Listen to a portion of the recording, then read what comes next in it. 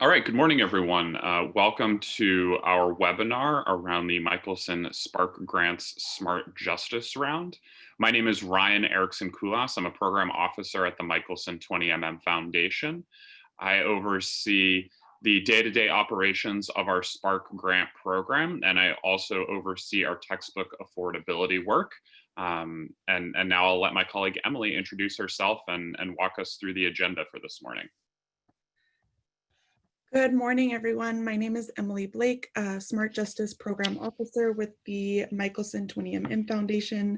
I just recently joined the team in January. Prior to that, I was working on initiatives such as fair chance hiring with the Los Angeles Area Chamber of Commerce.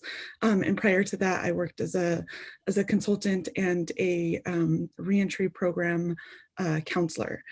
So looking forward to getting to know you all better. And Ryan, can you advance to the next slide so we can talk about the agenda? Great. So today in our agenda, we're going to discuss an overview of the Michelson Foundation. We're going to discuss the logistics of the Smart Grant program and also highlight some of the Smart Justice initiatives, our focus areas. We're going to review the application process and highlights from previous awardees to give you an idea of what we're looking for at the foundation. And finally, we're going to leave a significant amount of time for questions and answers and just make sure that we get all of your questions taken care of. Again, thank you so much for being with us and looking forward to this conversation. Great. So if you do have questions, everyone is currently muted, but there should be a Q&A option. If you want to submit your questions through that Q&A box, we will either be able to answer them during the webinar, or if we don't have the ability to answer them during the webinar, we'll make sure to answer them, read them aloud and answer them during the Q&A. As I mentioned earlier, this is being recorded and we will be sending out a recording to our listserv. We will also be posting this recording on our website. So the Michelson 20mm Foundation was founded approximately 10 years ago, and our founder and funder is Dr. Gary K. Michelson. Dr. Michelson actually made his fortune in medical devices, inventing those devices and then patenting them. He retired from medicine and is now devoted to philanthropy. And really, he got his start in and around the 20mm work when he saw a story in a local newspaper at Santa Ana College about students who were unable to continue on with their education simply because of the high cost of textbooks. Faculty were actually spending their own money to purchase textbooks for students. So he established a scholarship, but then really wanted to address the root of the problem as opposed to just a Band-Aid. So we really got our start in that textbook affordability space. We gave over $1 million grant to a nonprofit textbook publisher called OpenStax. That's a leader in the open educational resources space. Those are freely licensed, openly available textbooks. Dr. Michelson is also very involved in other philanthropy.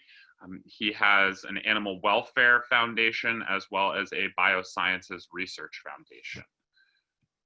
But here at the Michelson 20mm Foundation, we are really focused on improving access, affordability, and efficacy in post-secondary education that leads to meaningful careers for all. And I think that this round in particular, I'm excited because we're focusing on specific populations that don't always get funding and or a spotlight.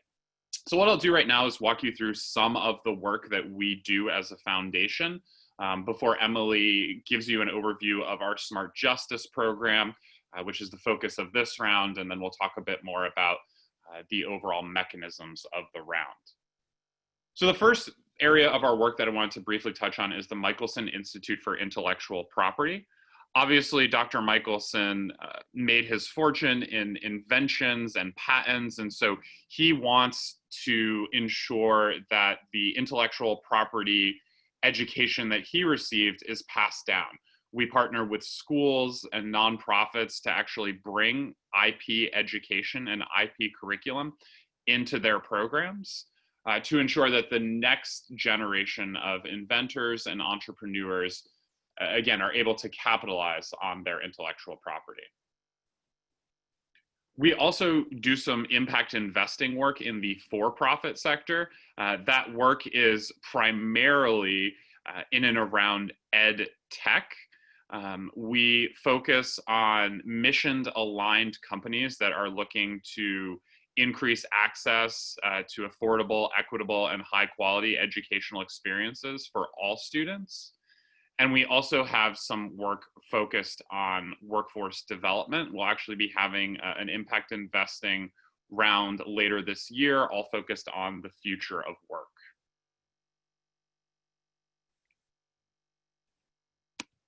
Oh, apologies. So educational access and success is at the heart of what we do as a foundation, and we have a few different initiatives within that work. As I mentioned, I oversee our textbook affordability work. I look to ensure that the cost of instructional materials are not a barrier to a student's higher education.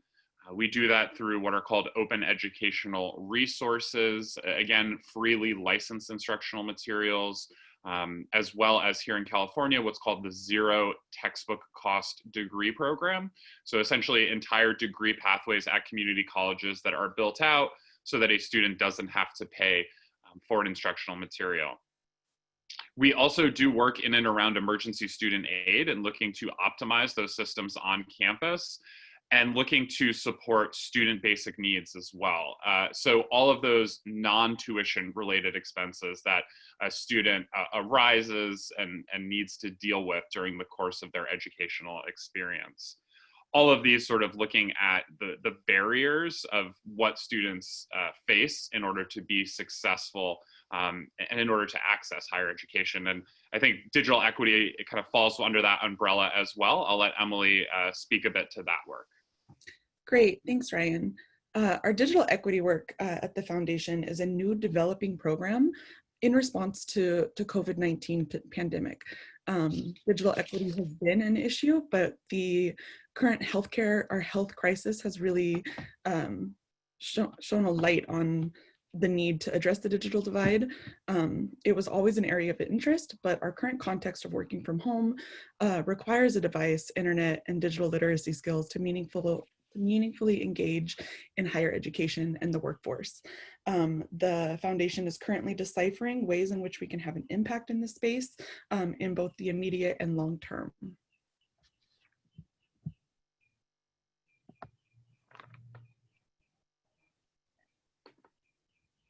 Emily, do you want to touch a little bit on our smart justice work? Yes.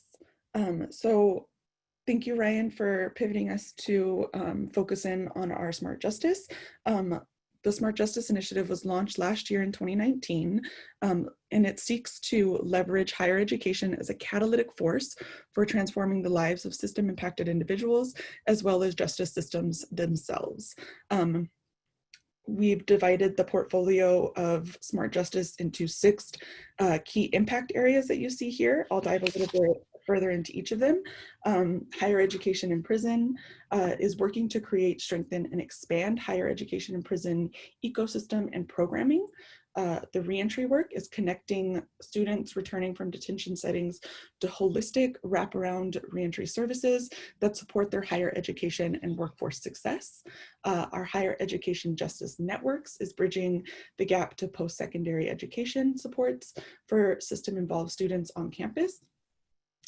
Our economic mobility key focus area is advancing workforce programming that leads to high growth, high wage careers for system impacted individuals, and also hones in on removing occupational and educational barriers for people with a criminal record.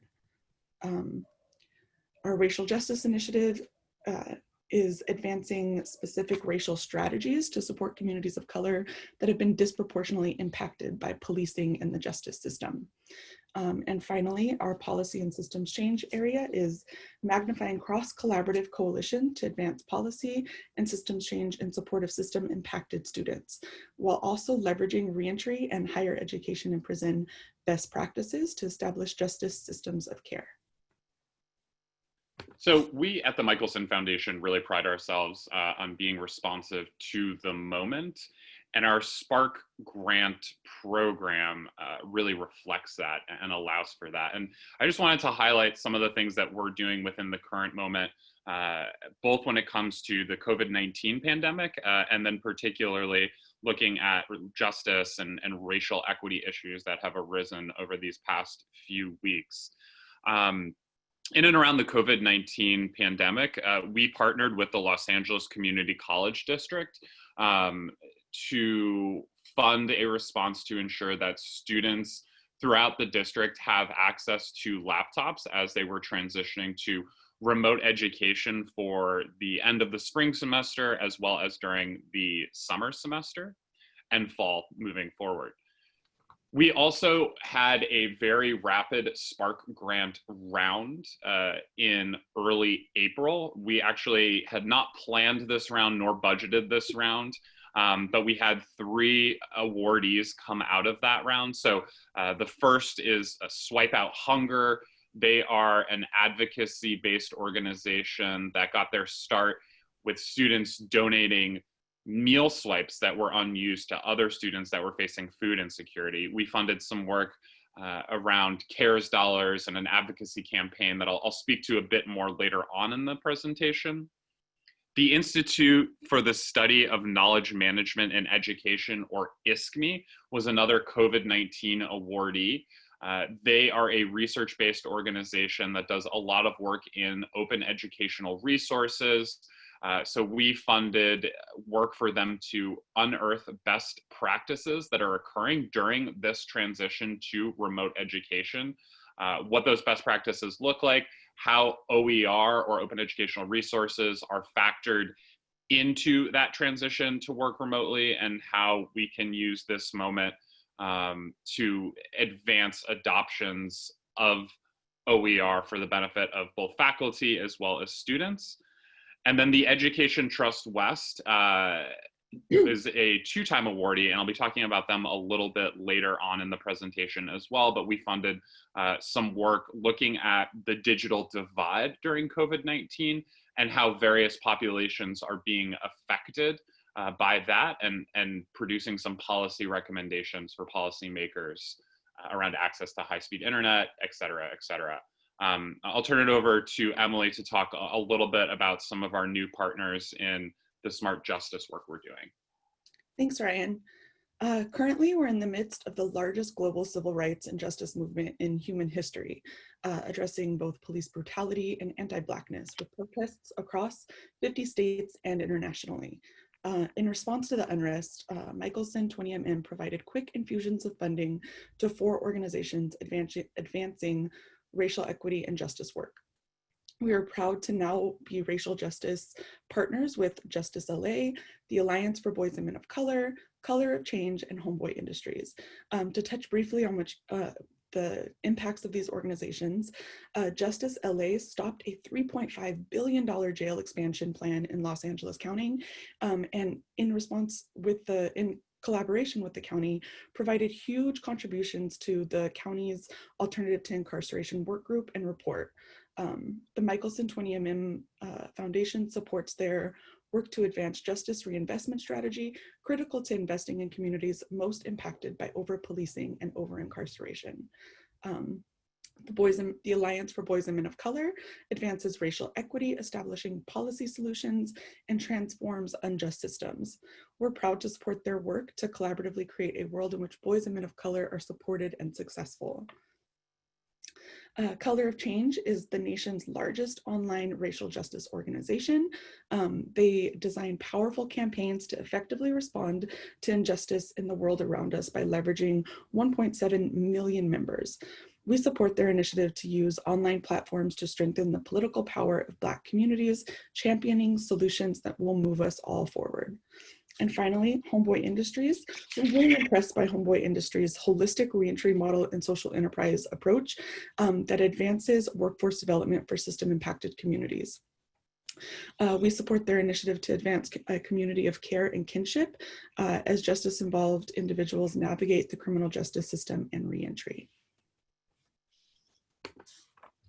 So I'll give a bit of an overview of sort of the Spark grant program and what we're looking to achieve with the general program as a vehicle. And then we'll transition into sort of what we are looking for when we evaluate grant proposals. Emily will talk in-depthly about the key target outcomes that we have identified for this funding round.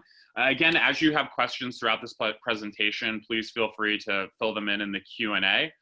They will be reviewed at the end of this call. So please, again, if you have questions, feel free to put them in the Q&A chat. So what we are really looking to do with the Spark Grant program is to revolutionize the grant making process and get funds quickly where they need to go.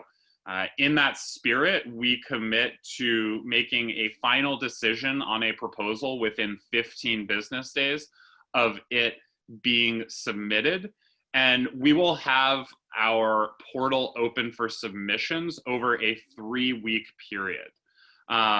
During that 3-week period, you can submit an LOI, and we'll go through a little bit as to what that will look like and what is entailed in a bit. Those LOIs will be reviewed on a rolling basis. So when you submit, that will start the clock rolling on your 15 business days. We are limiting the Spark Grant program to nonprofit organizations, and particularly ones that are doing work within the United States. I apologize, there's a typo on this last bullet point. You can be based outside of the United States. However, the work that you are doing needs to be within the United States or have an impact on those in the United States. Most likely, we will be looking to fund approximately 4 grants this cycle.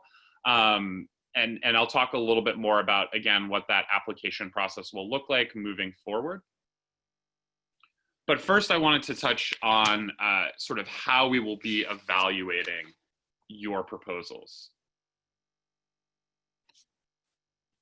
Oh, apologies. So we'll be looking at these 6 dimensions of evaluation: baseline criteria, key target outcome alignment, potential impact of grant, measurability of impact, long-term organization sustainability, and then scalability of the project. And we'll dive in-depthly into each of these. So first, looking at the baseline criteria.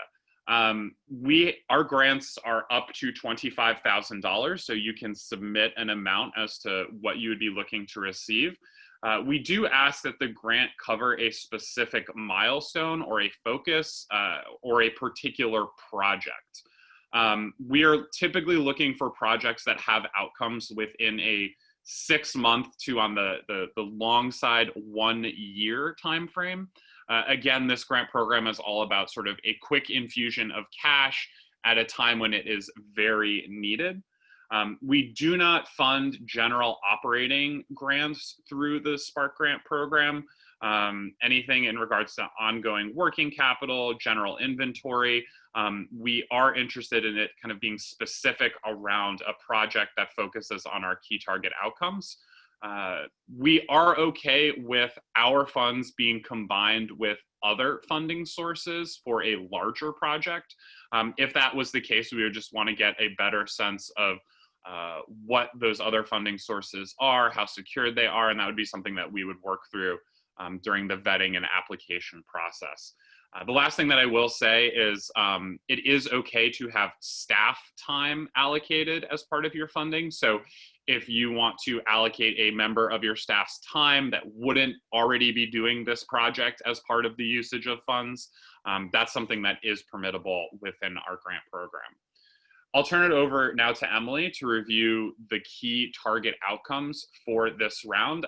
I will say the one header that I'd like to add before Emily dives in depth into the meat and potatoes of these key target outcomes is We are not looking for proposals that hit all of these key target outcomes. In fact, I think that would be near impossible with a grant of $25,000.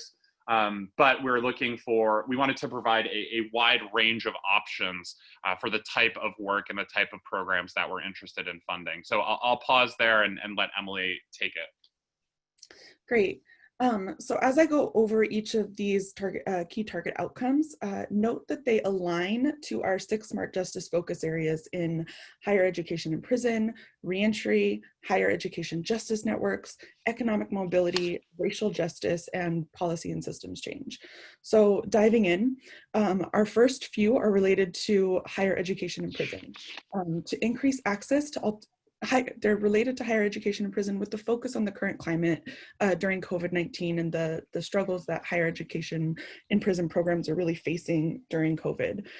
So the first is increasing access to alternatives to face-to-face high quality educational programming in coping with the COVID-19 pandemic for individuals who are incarcerated. As well as increasing adoption of high quality, low cost instructional materials, including open educational resources for educational programs based in correctional facilities. And then next we have our economic mobility focus area, our key target outcome, increasing justice-involved individuals' economic mobility through workforce programming that leads to high growth, high wage careers. Next is our racial justice focus around advancing the revision and adoption of anti-racist curriculum across systems of higher education. And then next slide, increasing access. This is our reentry focus area on increasing access to wraparound reentry support services for justice-involved individuals that meet their unique reentry needs, such as housing or healthcare, as well as establishing innovative pathways to higher education and or career technical training. And this is our Justice Network impact key target outcome. Strengthening higher education success for justice-involved students through campus organizations that liaison with campus services and advocate for formerly incarcerated students to receive more services and supports. And finally, our systems change and public and policy lever around advancing public policy solutions in higher education and workforce development that leverage federal, state, city, or county systems for justice-involved populations. With that, I'll turn it back to Ryan to talk about the potential impact of the grant. Great. And apologies all, it looks like on my screen that last bullet point is cut off ever so slightly. That was an error on my fault, so full blame on Ryan. These key target outcomes, just to emphasize, this is the real, I would say, meat and potatoes of what we're looking to do with this grant program. So your project should hit on, one, potentially two of these. Again, with 4 potential grants for this cycle, we don't envision all of these being hit, but wanted to give you a kind of menu of options to select from when submitting a proposal. The other point that I wanted to make with these is that these are listed on our website. So if you go to 20mm.org and then go to the Spark Grants tab at the top, you can review these. They're already posted on the webpage. So as we're looking to evaluate a proposal, we're also looking at the potential impact of the grant. So how many individuals will be impacted, in a best case scenario, in a worst case scenario, how realistic is it that the project will be successful? In general, with our grants, we are often looking to have an impact of close to 1,000 individuals. That can vary based on the type of work and the type of program. And obviously, impact can be measured in a variety of different ways.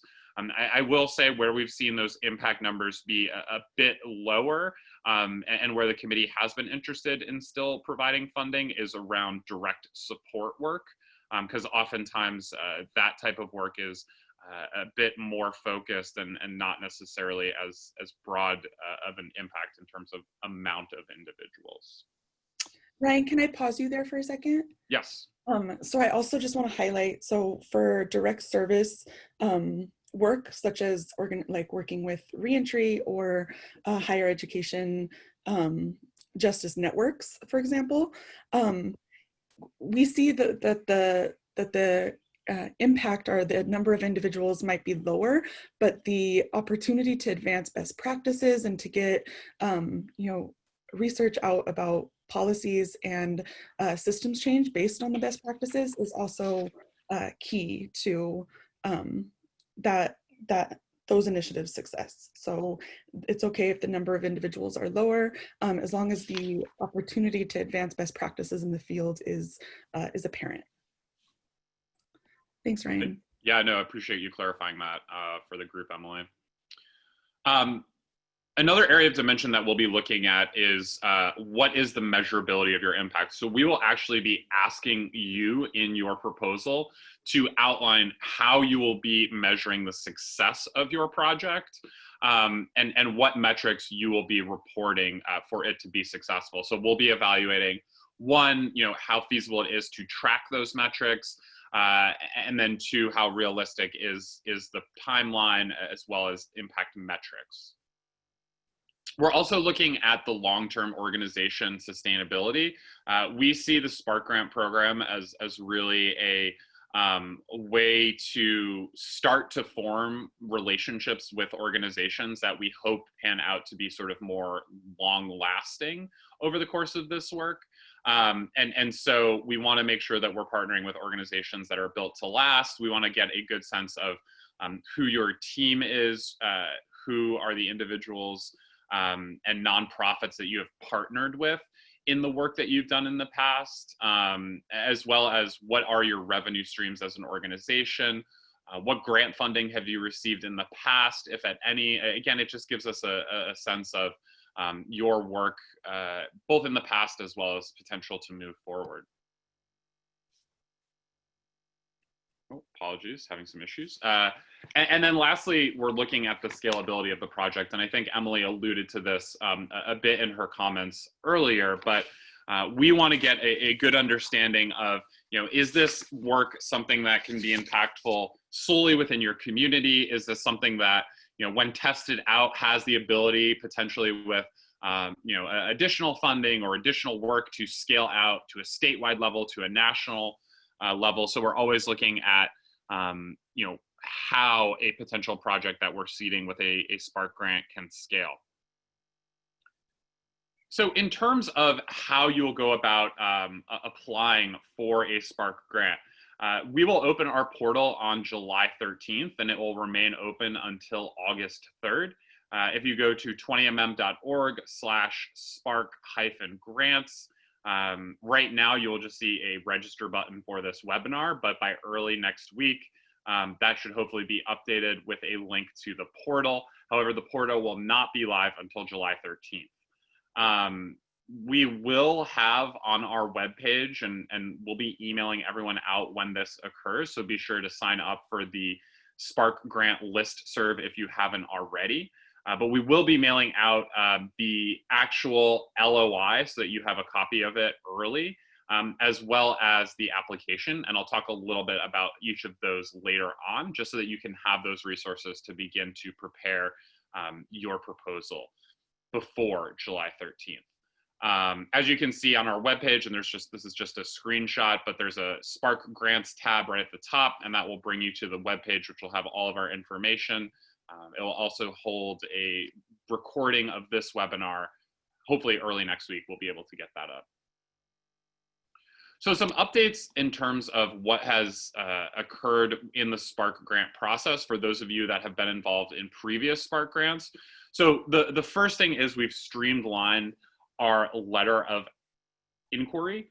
So really, in order to submit a Spark grant, in addition to various information, name, legal entity, address, what year your organization was founded, etc. But really, the main portion of the LOI is simply a 600-word abstract around your project proposal. So first, we'll ask you to identify what of the key target outcomes your project would address. And then we'll ask for 600 words around how the funding will be used, what populations will be impacted, and how you will track metrics of success. Based on that LOI, we'll make a decision to move you forward to a full application. And I'll talk a little bit about what that timeline is and what is in the full application in a bit. Another change that we're using this time around is we'll be using a grants management platform called Submittable.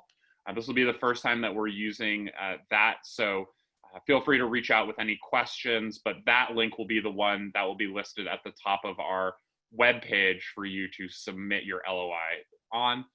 Also, a change to this topic, we have an additional committee member this time around. So Emily will be joining the review committee, given her expertise in the smart justice space. Thanks, Ryan. That's a great lead in to talk about our grant committee. So our grant committee includes Phil Kim, our president at Michelson 20mm Foundation, Mayra Lombera, our vice president of programs and operation, Ryan, a program officer, as well as myself. I don't know if you want to add anything else about the grant committee, Ryan. No, I'll say that for the majority of individuals that are proposing, you'll be interacting primarily with Emily and myself. But know that sort of the whole grant committee is sort of reviewing and making decisions throughout the process. And I'll talk a little bit about the process right now to hopefully kind of clarify that. So after your LOI is submitted, and again, that is really that 600-word abstract around what your project is, what the funds are, what your timeline is, what your population impact is, and the proposed success metrics, the grant committee will do an initial assessment. Our goal is within 6 business days to notify you as to whether or not the LOI will be moving forward to a full application, or if we will be passing on the LOI. If you move on, we will send you a form, which is the full application to submit within a 72-hour period. Again, I will be sharing out that application during or in advance of July 13th. I will say some questions that will be in that application is one, how is this project innovative? 2, a more detailed budget and breakdown of grant funds usage. 3, listing the names and staff members of those who will be working on the initiatives, what their titles are, and the percentage of their time that will be spent on the project. 4, talking about why you are the right team to execute that initiative with a particular eye towards what your leadership structure looks like. 5, how will you publicize and bring visibility to this project? And then asking some questions around what your annual operating budget is, how your organization is financially sustained, and sort of breaking down your various revenue streams. Those don't have to be in very much detail. They can be very basic. Grants makes up X percentage, earned revenue makes up Y, in-person fundraisers make up Z, but we're just kind of looking for a general breakdown of your funding streams. And then the 2 things, or I would say 3 things that are a bit unique perhaps to us as an organization. 1, we want to get a better sense of what previous grants you've received. So we'll ask you to list the 5 most recent grants that are relevant to your proposal. However, if your organization has not received a grant in the past, it will not negatively impact your application. We just want to get a better sense of, if you have had funding partners in the past, who those are, what the outcomes of that work has been.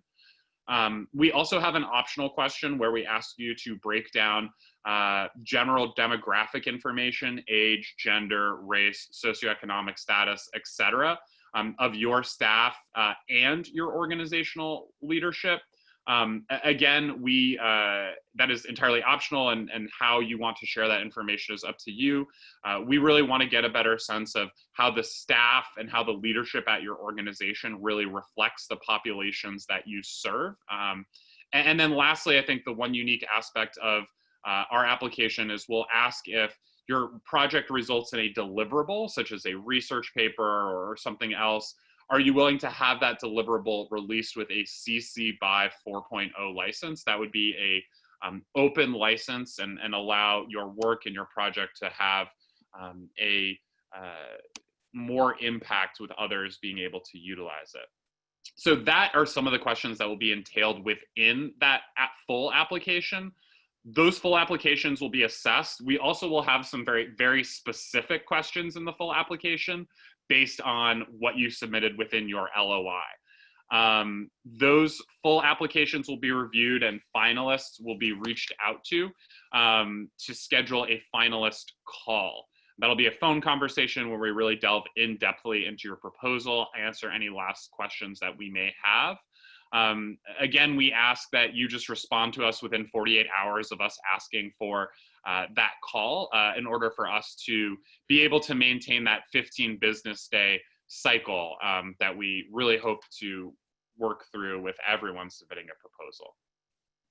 This is just a visual representation of that process that I went through. So again, applications are received on a rolling basis, or that should say LOI are received on a rolling basis, and that's when the 15-day clock starts. Again, sort of based on your responsiveness to us, I left this open-ended in terms of what days each of these steps will be occurring, but hopefully this gives you a bit of a visual breakdown. Obviously, we are mindful of your, as nonprofits doing work on the ground, time and resources, especially during this kind of critical moment in our nation's history. So if there are time frames that don't work for you as we're reaching out to you in the process, please feel free to let us know. We can adjust some of this in individual circumstances, and we definitely want to be flexible with all of our nonprofit partners to ensure that we're not a burden or making this process too onerous for them. To give some perspective on previous rounds and numbers, for our COVID-19 round, we had approximately 345 proposals. Of those 345, I think we advanced approximately 20 to 25% to that full application stage, and then about 10% or so to that finalist call stage, where we ended up awarding, I believe, 3 grants out of that round. So we really want to kind of make sure that on the front end, it's as easy a process as possible, so that you as an organization are spending your valuable time doing the work that's needed on the ground, as opposed to tedious grant LOIs, applications, paperwork. So with that, we'll do a quick highlight of some of our past awardees so that you can get a sense of the type of work that we fund and the type of partners that we've had in the past. And then we will answer the Q&As that I think have started to build up in the Q&A section. So please, again, feel free to be continuing to ask any questions in there. And I'll turn it over to Emily. Great, thanks, Ryan. So we'll kick it off with one of our first grants to the Vera Institute of Justice. The Vera Institute of Justice improves justice systems by working collaboratively to tackle the most pressing injustices of our time, from causes and consequences of mass incarceration, racial disparities, and the loss of public trust in law enforcement, to the unmet needs of the vulnerable, the marginalized, and those harmed by crime and violence. Our grant supported the creation of a comprehensive report called A Piece to the Puzzle, which detailed financial aid programs for incarcerated students, barriers to financial aid for incarcerated students, and opportunities to expand access to higher education in prison from the state perspective. We saw this report as being really seminal and integral part to Vera's role in advocating for the Second Chance Pell experimental site expansion. And successfully, in April, the Second Chance Pell was expanded by the Department of Education to now include 42 states and 130 institutions. Our next grantee, one of our earlier grantees from last year, is Root and Rebound. Their mission is to restore power and resources to the families and communities most harmed by mass incarceration through legal advocacy, public education, public reform, policy reform, and litigation, a model rooted in the needs and expertise of people who are directly impacted. Our grant with Root and Rebound helped launch their incarceration to education initiative, building a coalition of organizations dedicated to supporting formerly incarcerated people to pursue higher education, and is also made up of several students with direct lived experience of the justice system. Their work is people-powered policy advocacy and impact litigation, seeking to overhaul the broken justice system and secure dignity and second chances for all. Their policy and impact litigation campaigns focus on achieving elevating the lived experiences of people most harmed by criminal justice, combating poverty, racism, mass criminalization, and other forms of control and oppression. And eliminating the devastating, often lifelong consequences of an arrest conviction. So we're excited to continue partnering with them in their initiatives and work. Next, we have Impact Justice. Impact Justice is a national innovation and research center advancing new ideas and solutions for justice reform. The organization was founded in 2015 on an idea to create an organization that would imagine, innovate, and accept absolutely nothing about the status quo of our current justice system. What our grant did was help them launch California Justice Leaders AmeriCorps program. It is the first of its kind AmeriCorps program specifically designed for young adults who have been justice involved. The California Justice Leaders AmeriCorps program elevates justice involved young adults as peer navigators and community leaders. Members receive training and professional development and serve as reentry navigators for young people who are currently in or have been recently released from California's Division of Juvenile Justice Facilities. AmeriCorps leaders in the California Justice Program work to build awareness and increase the utilization of California's Honorable Discharge petition, which can help remove barriers related to juvenile records. Next, we have RAND, RAND Corporation. In its over 70-year history, RAND has continuously demonstrated that rigorous research and analysis can help address some of the world's most challenging problems. Prior to our grant with them, they identified the return on investment for advancing higher education, and our grant with them was used to develop and publish an educational guidebook for correctional professionals that outlines best practices and considerations for implementing high quality college and prison programs. We see this as really important for ensuring that higher education in prison, the ecosystem continues to be strengthened and professional development continues to strengthen the field. Next, we have Second Call.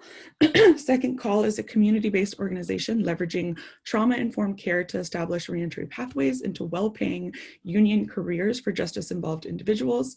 So again, touching on our workforce initiative to really pathway folks from the justice system into high-paying, high-earning careers. Our grant supports their trauma-informed employment life skills work for individuals experiencing reentry. Finally, we have our most recent investment to the Campaign for College Opportunity.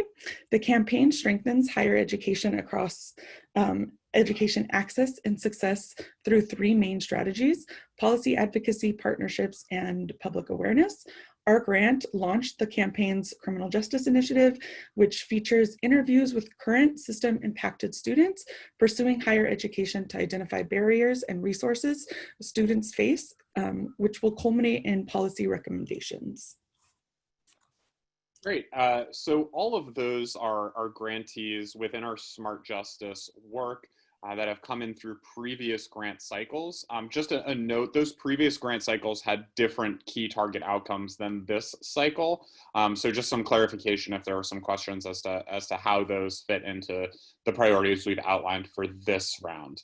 I also wanted to very quickly just highlight some other awardees. This is not all encompassing, but I like to share these as examples of types of work that we have funded and are in the past. So the first is the Education Trust West. I alluded to them a bit earlier in the presentation. Have actually funded them twice. In the first round, they created a California digital financial aid awareness toolkit that highlights sort of best practices and strategies to drive increased completion rates around FAFSA applications, et cetera.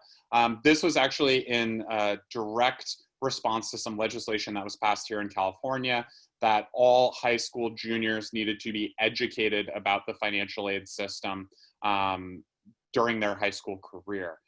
So this resource sort of arose out of a need for that. During the COVID round, we funded them to complete a survey of California higher education students, asking them what resources and report they'd received from their institutions. This grant will also have a digital map that sort of looks at the responses and shows the gaps in digital access and sort of what the implementation of distance learning has been, and our hope is that it will drive policy change moving forward. U.S. Public Interest Research Group is another past grantee, primarily in our textbook affordability work. We funded a report that analyzed the textbook industry's new automatic billing framework that is also known as inclusive access, really highlighting the concerns with that model, particularly from a consumer perspective point of view when it comes to students and how the publishers are taking advantage of them as a captive market. Better Make Room is one of our earliest Spark grants.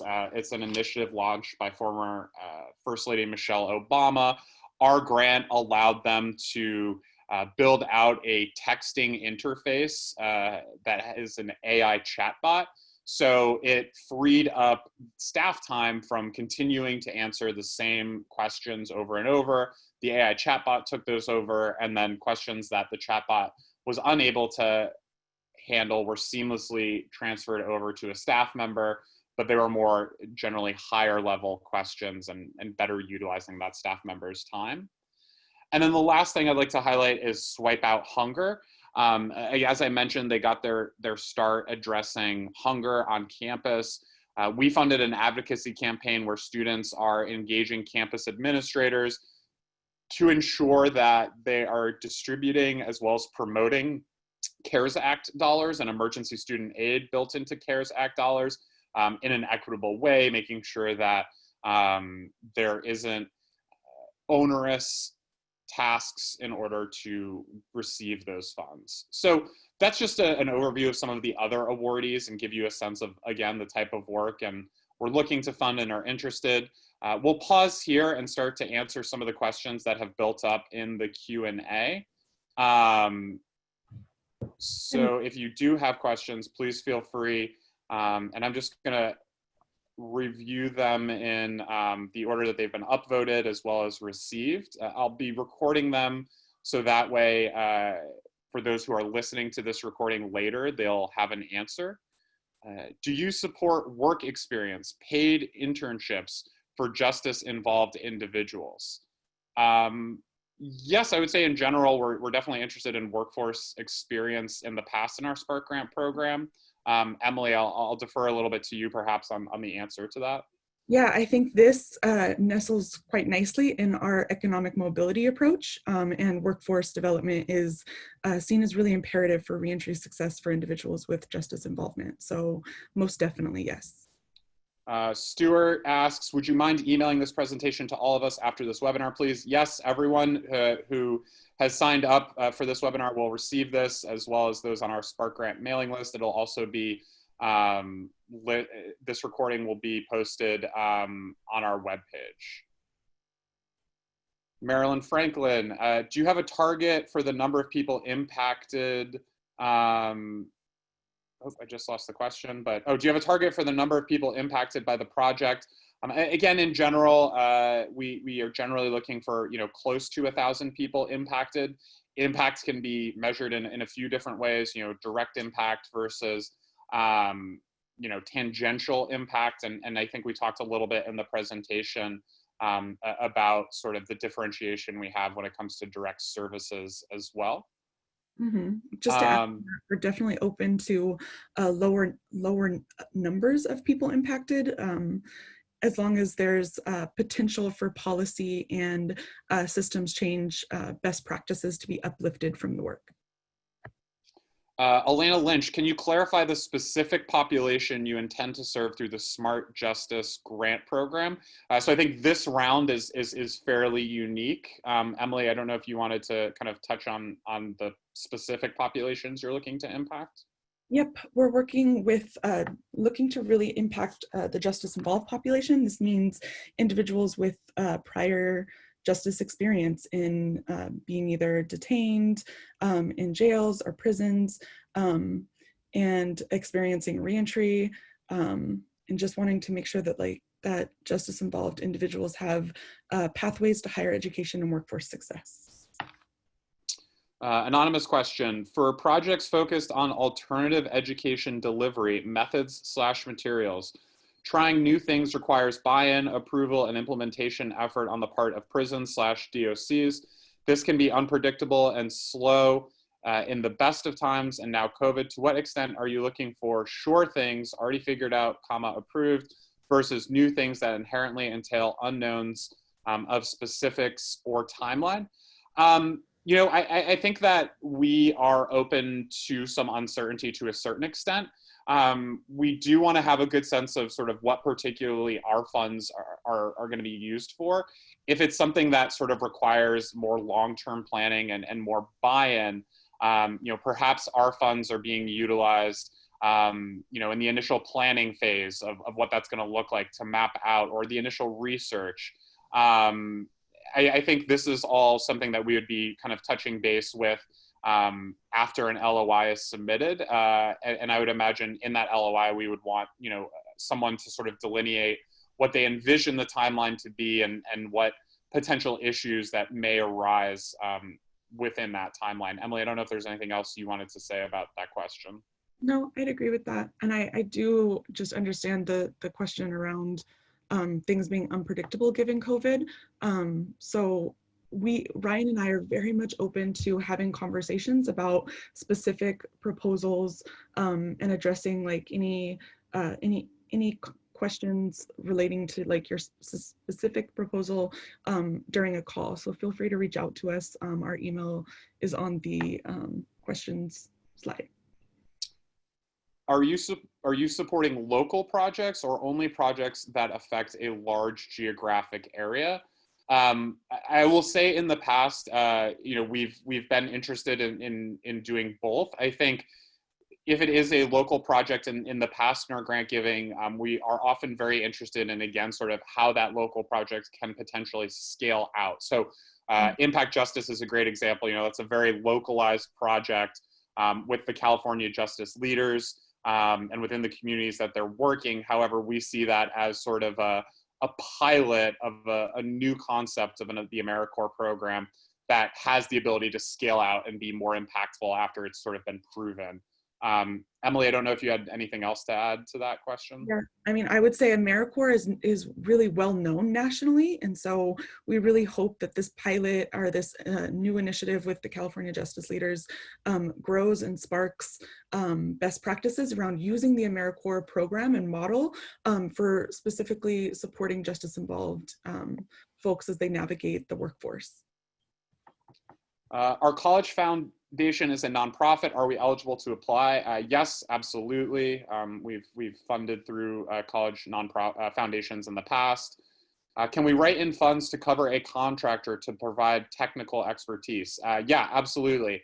If you need to bring in some sort of outside individual in the course of a project and some of the funds are being used to allocate for that, that's certainly something that is allowed. Just wanted to confirm, did you say that the committee is looking for 1,000 people reached typically? Yes, I think we've answered that question a few times. In general, we are typically looking for close to that. If we are a small community college within LACCD, are we eligible to apply considering LACCD is already a recipient? Yes, that wouldn't impact you just because you're already part of the LACCD community. How do you define impact with regards to this grant? That's a really good question. I think impact can be defined in a few different ways. We really see it as sort of the outcomes on people, both in the short term. So how are their lives being changed and impacted? And then in the long term. So are there long-term policy changes that are going to arise from your project that could potentially have impact on far greater populations, but it's kind of in the long-term window. Emily, I don't know if you have any other thoughts on sort of impact and how you're viewing impact within the Smart Justice program. No, I think you touched on everything, Ryan. Thank you. Are public universities eligible to apply? Yes, they are. Are e-faculty in university eligible to apply? Or I think that may be our faculty. Yes, faculty are eligible. Again, typically we'd probably route those funds through your educational institution. How do you define relevant? Is it with regards to expected outcomes you shared? Yes, I'm not sure exactly on that question, so I apologize. Alexander, if you want to reach out to us and email us, maybe we can get a little bit more clarity, but relevant meaning sort of aligned with our expected outcomes. How many grants do you anticipate being able to award? I think we anticipate close to 4. Obviously, there's some flexibility in there based on sort of the size of the asks and what we fund. Do college programs in jails qualify as well? Are these funds available for programs in jails and prisons? Emily, I'll defer to you on that. I'm pretty sure the answer is yes. Yeah, our higher education and prison work, that this definitely falls within that key focus area. So most definitely. Okay. We are a foundation supporting a small rural community college that serves incarcerated students. Yes, either the foundation or the college can apply. We seem to be getting that question a lot, so we'll do a better job of explaining it. Do you have a time frame in which you expect the funds to be used? Yeah, I would say generally we look for those funds to be utilized within a 6-month to 1-year time frame. We, in the spirit of our program sort of being fast and quick and being able to enact, needed change, we kind of ask for that somewhat quick timeline when it comes to fund usage as well as results. There's some flexibility. Obviously, if a part of those funds need to be reserved for something in the future, we're open to having those conversations. For the racial justice objective, does the impact need to be direct impact to students, or would changing systems through training of faculty/staff and revision of curriculum that will impact students be acceptable? I think definitely yes, that would be acceptable, Emily. Yep, I agree. Okay. Sorry guys, we're trying to get through all these questions before in the next 2 minutes. So again, if we don't answer your question, feel free to email us. Given the quick turnaround time on the full proposal, will the format and questions be available before we are invited? Yes, the format will be available. Hopefully by early next week, you'll have a PDF that you can download. County jails are currently closed and it's unclear when it will open again to offer classes. Since I'm unsure if I could document results within 6 months, does that preclude us from applying this cycle? I believe the answer to that would be no, Emily, but I'll let you expand on that. No, and I think that's on a case-by-case basis. We recognize that some facilities are closed or are, yeah, I just think we will work with organizations. So Jill, please feel free to reach out to us and we can discuss your program a little bit more in depth and address any questions. And I apologize, I missed a question earlier. Are justice-involved population the only targeted group, or is working on changing systems that impact groups that are largely represented in the system be allowable? Again, I think the answer is yes. Working on systems change is definitely allowable, but Emily, I'll defer to you again on that. Yeah, but I guess I don't understand the question in that it's definitely focused on justice-involved individuals and improving their long-term outcomes and success in higher education and workforce in career success. So again, reach out to us if we haven't answered your question and let us know about the target population that you're interested in affecting. Yeah, I think, and Emily, maybe this is misinterpreting you, but if it is working on system change, I think we'd still want to be interested in what you see those outcomes being for people that are system impacted. Exactly, right. Right, okay. All right, looking at these last few questions, and we'll stay on to answer some of these questions. Would you support direct support to formerly incarcerated students through items such as gift cards for groceries, gas, transportation, or for professional development opportunities, direct support scholarships for college tuition? That's a really, really great question. In general, we are not interested in funding scholarship opportunities. And also in general, in terms of sort of direct financial aid, gift cards for grocery, transportation, et cetera. We just don't see that as necessarily the best use of our dollars. And it also becomes very challenging for us to differentiate when we have, dozens of organizations asking for that same type of funding. In terms of professional development opportunities, I think that would be a bit more of interest. Again, I think it would be dependent on what those opportunities were. But that's been our general thinking within the Spark Grant program. Emily, I don't know if you had any other thoughts on that question. I'd like to color this question a little bit further. I don't think it's providing direct gift cards for groceries or gas, transportation, et cetera, has been on the purview of the Spark Grant program thus far, but the purview is expanded in this round to talk about reentry and what really supports reentry success for individuals. So I'd be interested in learning more about how these line items are couched in your larger budget and the overall impact providing these reentry support services would, what it would contribute to for advancing higher education and workforce success, but open to ongoing conversations and what that can look like. Yeah, and I think same for this next question. Would funding direct support costs such as food pantries for formerly incarcerated students apply? I think that's one and the same with the question we previously asked. Can this funding, can we use this funding for building staff capacity building or other technical assistance? Yes, definitely. I think we would just be interested in how you would be working once the grant funding has expired, or whether it's only needed for that sort of like short period of time. Am I correct in assuming that a support for a program that serves one organization's students in and out of the justice system would not be competitive, as it has potential for scalability or offers opportunity for best practices? Is that right? Emily, I'll maybe defer to you a little bit on this question. I'm reading it again.